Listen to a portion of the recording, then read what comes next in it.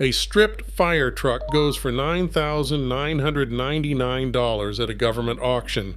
Nobody else wanted it. Months later, it sells again as a tiny home for $68,500. How that profit happened comes down to what every other bidder refused to see. The auction lot listed the vehicle as a retired pumper truck, sitting idle in a municipal yard. Before it hit the block, mechanics salvaged the sirens, flashing lights and water pumps, leaving a bare shell. Extensive rust covered the chassis and body panels, while the empty hose beds collected dirt. Most bidders saw a logistical nightmare, a heavy-duty vehicle with a complex air brake system and specialized suspension parts that are incredibly expensive to replace. To them, it was commercial scrap metal requiring thousands of dollars just to become roadworthy. That exact neglect kept competition low, allowing the buyer to secure the chassis for $9,999. Converting this vehicle meant executing a complete structural rescue starting from absolute zero. This breakdown is for educational purposes, not financial advice. Subscribe to the channel for more incredible renovation projects. Most auction bidders want a simple project, not a massive industrial puzzle. When a retired fire truck hits the public auction block, it usually comes with zero service records and a mountain of unanswered questions. Buyers look at the heavy-duty chassis and anticipate hidden mechanical disasters. They dread tracking down custom parts for proprietary commercial systems. There is also the nightmare of untangling miles of specialized fleet wiring. For the average flipper, the risk of a blown engine or a failing transmission completely outweighs the low entry price. This widespread caution keeps major players away. It leaves the bidding pool nearly empty, clearing a direct path for an investor who knows exactly how to handle industrial machinery. The transformation starts with hard labor and hidden costs. The builder must immediately strip the remaining heavy hardware. Obsolete water valves, internal plumbing, and massive storage cabinets have to go. That $9,000 auction price quickly climbs when adding towing, disposal fees, and buyer premiums. Then comes the legal challenge.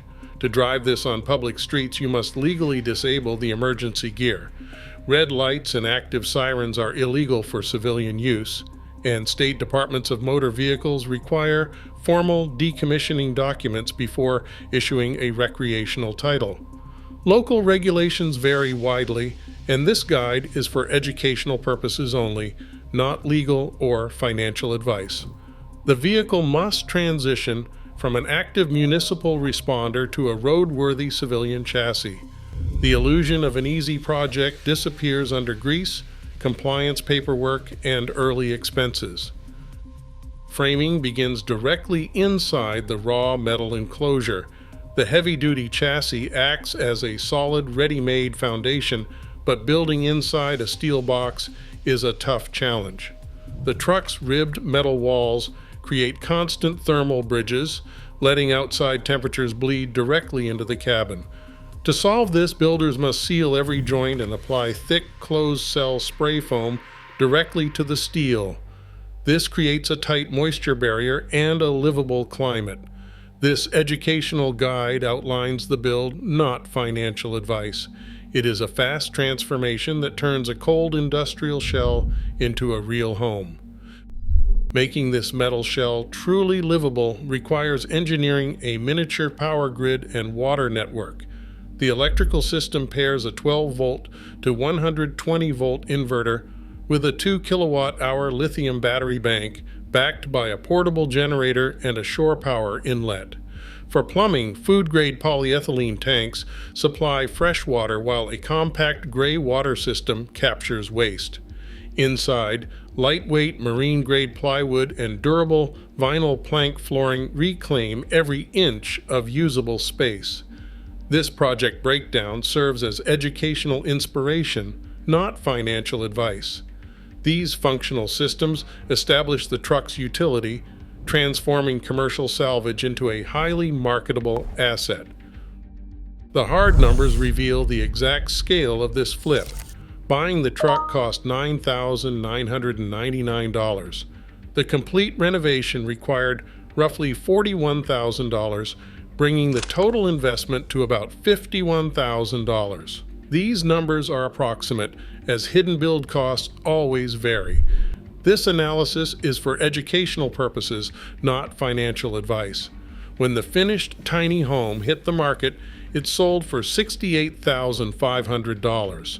That left roughly $17,500 in gross profit, a 34% return on the total investment. Subscribe to the channel for more incredible renovation projects. School bus conversions dominate the DIY market, driving up auction prices. Decommissioned fire trucks slip under the radar, keeping buyer competition low and acquisition costs down.